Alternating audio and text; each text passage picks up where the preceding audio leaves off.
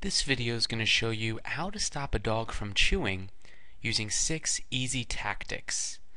Now, the act of chewing, it seems to be a matter of individual preference among dogs. Some have an innate desire to chew, and it's just pleasurable for them, and some seem to have no need to chew whatsoever unless they're driven to it out of sheer boredom. In any case, when chewing is destructive, it's a problem that needs to be addressed immediately. And by the way, when I use the phrase destructive chewing, I know that may sound redundant because chewing by its very nature is destructive. But your dog, obviously she has strong jaws full of sharp pointy teeth, and just about anything she starts to chew on is probably going to show the effects within a minute.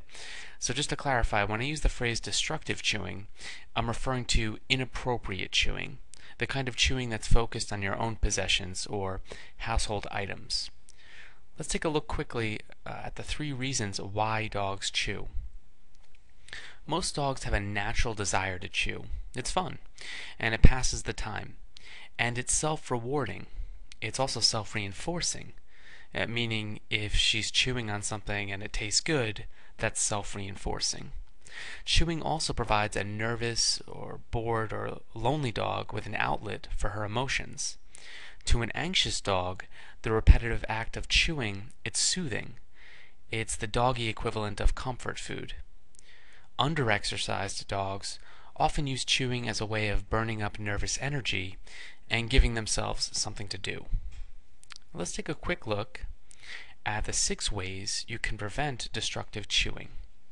And I'm going to go over each one of these ways in detail, but let's look at a quick outline. Now, the first one is dog proofing, and this is pretty self-explanatory. The second tactic is prevention. The third tactic is rule setting.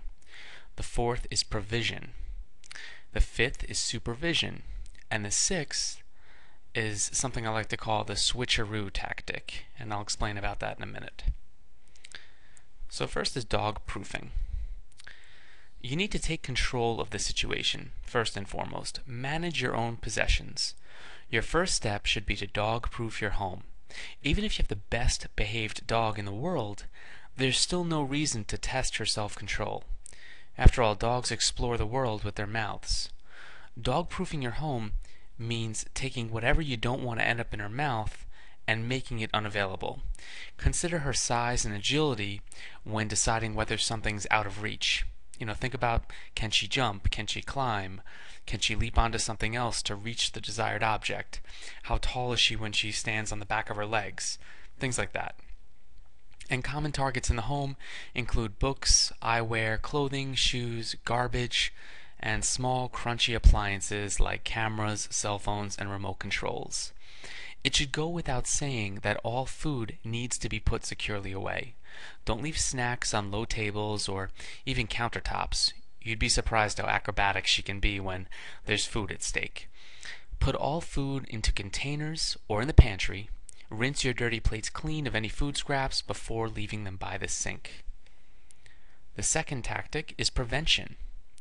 Prevent her from learning the joys of illegal chewing. The more times she manages to snatch a jawful of a forbidden substance, a chair leg, a pillow, a running shoe, the more readily she'll target those items in the future. And if you can prevent her from chewing your stuff in the first place, it's a lot easier for her to understand what you expect of her. Practically speaking, this means confining her in a dog-proofed area until you're confident of her understanding of the house rules. The third tactic is rule setting.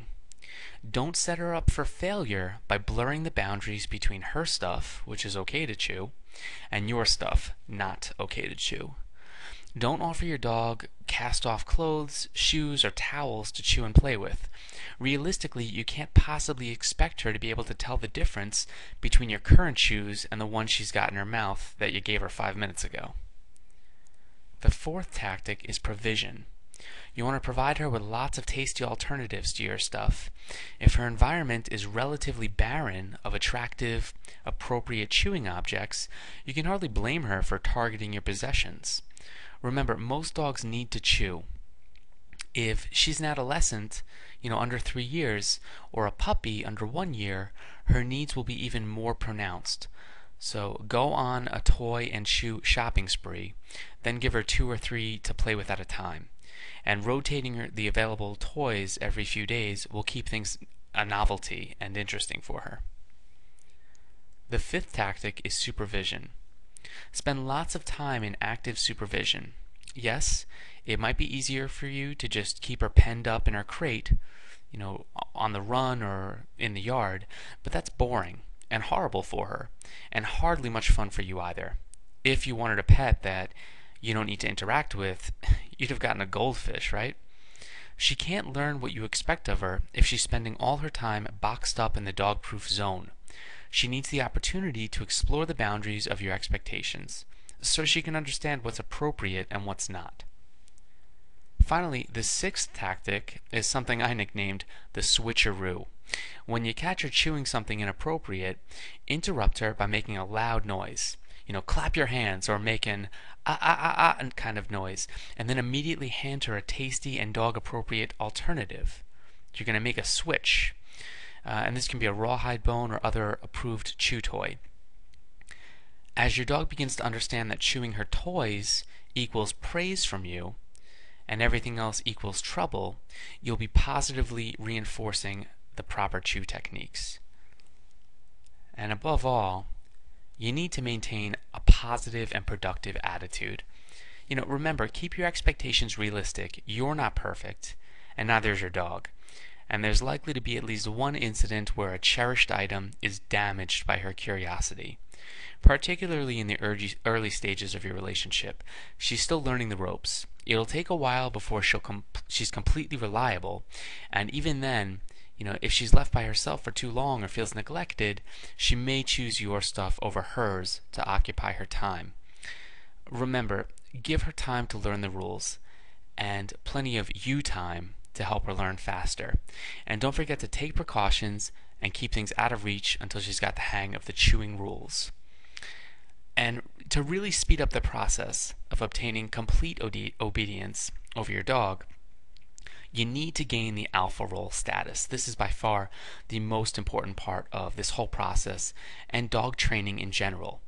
And you can find out how to do this as fast as possible right now at my site www.dog-training-works.com. Hope to see you there. Take care, guys. Bye-bye.